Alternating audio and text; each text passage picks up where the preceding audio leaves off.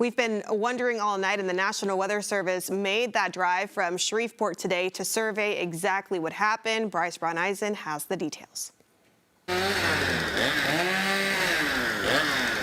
Cleanup is underway in Tyler's Azalea District after Tuesday night's storm. The National Weather Service confirmed on Thursday afternoon that it was straight-line winds, not a tornado, that hit the Azalea District. But the damage was still significant. But in this case, a tornado did not touch down. The area of rotation moved through, and then the line of storms came through and led to the damaging winds. And so that's what occurred in this case.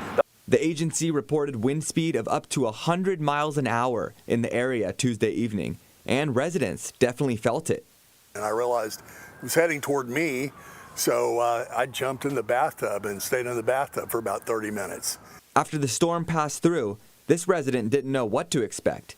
But once he went outside, he was able to see the aftermath. It was far worse than what I thought. It took me the better part of yesterday cleaning up and pulling all these dead limbs and stuff out of my yard. The storm may have come and gone, but for those in Tyler's Azalea District, the cleanup is just beginning. Between residents and work crews, the whole community is coming together to clean up the area from debris. And for Joseph, he says the effort of working together is what makes Tyler so special. I didn't expect to find that down here in Tyler, and yet it proves true every day. I mean, people are really friendly here and try to help each other out. In Tyler, for CBS 19 News, I'm Bryce Brown-Eisen.